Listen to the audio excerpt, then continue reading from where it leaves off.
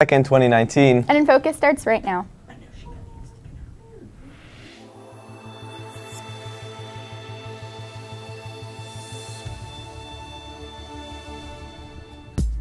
The prom asking competition is ending soon. A new study on car crashes. And Ingrid Paichow is back with another commentary of the sexual assaults occurring at Gunn High School. All that and more is coming up on today's show.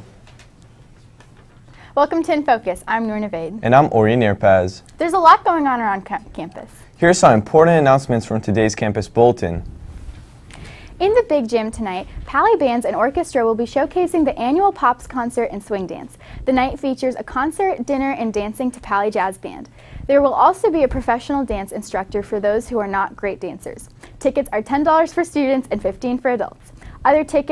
Other tickets on sale include prom tickets, and there are only 5 days left to purchase them. To purchase tickets, go to the ASB web store or Miss Giffen's office in the Tower Building. Sales end March 27th.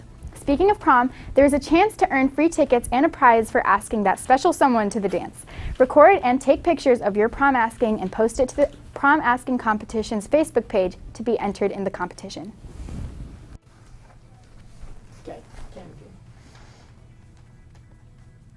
Sorry, we're momentarily dealing with some technical difficulties.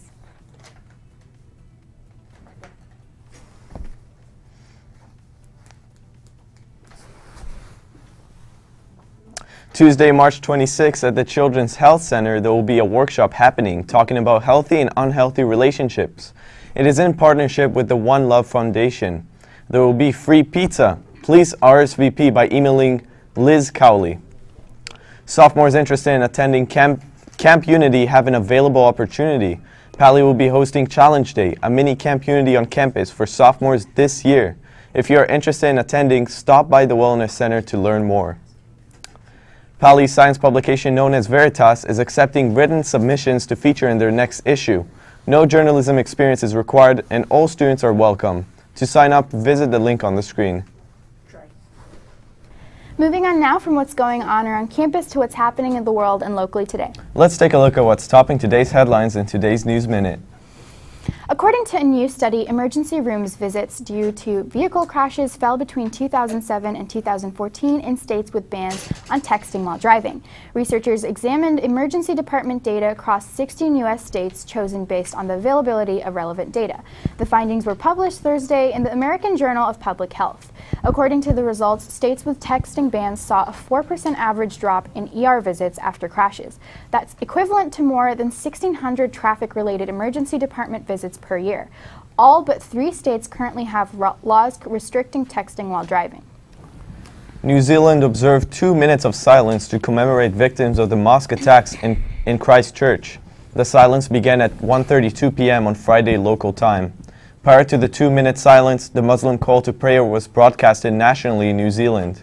New Zealand Prime Minister Jacinda Ardern attended a memorial event in Christchurch.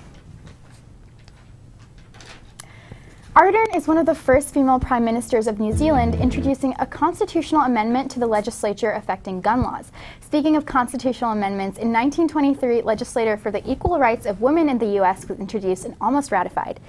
Maddie Drucker, our very own resident historian, has been learning more. What do you have for us today, Maddie? Well, in 1972, the Equal Rights Amendment was passed by the United States Senate and sent to the states for ratification. First proposed in 1923, the Equal Rights Amendment was to provide for the legal equality of the sexes and prohibit discrimination on the basis of sex. More than 4 decades later, the revival of feminism in the late 1960s spurred its introduction into Congress. Unfortunately, conservative backlash against feminism in the mid-1970s decreased support for the Equal Rights Amendment, causing it to fail to achieve ratification.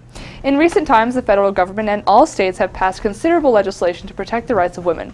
The Equal Rights Amendment, in its most recently proposed form, reads, "Equality of rights under the law shall not be denied or abridged by the United States or any state on account of sex." Well, that's all from me. Back to you. Thank you for that, Maddie. In addition to the Equal Rights Amendment, other legislation has been passed to make all sexes equal. One of those pieces of legislation is part of the Education Amendments Act and is called Title IX. Ingrid Paichow has more on a recent case from Gunn involving Title IX. On June 6, 2018, a gun student filed a sexual harassment complaint against her ex-boyfriend, both who were part of the school's robotic team. The issue, which happened in January of the same year, involved the boy forcibly making the girl to perform sexual acts on him. To her shock and discomfort over the situation, she decided to break up with him after 2 months of dating. To retaliate, the boy told to many of his peers that her sexual performance was inadequate and continued to embarrass and harass her through text messages for months to come. Through the Title IX office, the girl and her family asked for the removal of the boy from the robotics team. Both of them lawyered up. The prosecution claimed that this was necessary for the girl's safety, while the defense asserted that these attacks were manufactured by the boy's speech disability, and therefore he could not control them. The judge decided to give the girl 2 options. They would have to work together in the team, or they would have to alternate days. The girl and her family asked for a reinstatement of the original directive. The Palo Alto School Board held a meeting on the February 22nd of 2019 and decided that the boy should be placed back on the robotics team. For INFocus, I'm Ingrid Paichow. Thanks for that, Ingrid. Now let's move on to sports. Trey Bishoping is in the studio now with the latest in our sports news. How did our Vikes do yesterday? They did very well, even though there was only one game. Boys JV lacrosse beat Carlmont 15-2. Moving on to today's games, girls softball is playing crosstown rival Gunn. The JV squad plays at Gunn at 4, and the varsity team plays here at Pally at 4. Boys baseball is taking on Mountain View. Varsity is away at 4, and JV is at home at 4. On Saturday, there's a varsity Sarah top 7 meet in San Mateo. Good luck to everybody. Back to y'all. Thank you, Trey. We sure have been experiencing some temperamental weather this week, haven't we, Ori?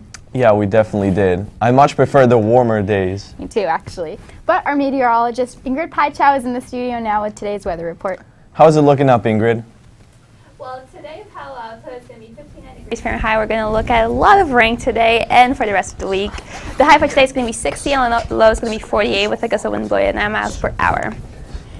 On Saturday and Sunday, you can see the highs are going to be 60 and 65, while the lows are going to be 41 and 49, but we're not going to experience much rain during those times. Now looking at the forecast, you can see that for Monday, Tuesday, and Wednesday, it's going to rain a little bit. The highs are going to be on the 60s, sometimes high 50s, and then the lows are going to be around the 40s. Now looking at the Doppler map, you can see that Oakland and San Francisco, the highs are going to be on the 59 and 62, and Palo Alto and San Jose is 60 and 62. It seems pretty clear. That's all for me. Back to you in the studio. Thank you, Ingrid. Be sure to visit our website to check out old episodes, check the bulletin, or to send us an email. Until next time, have a great day, Pally.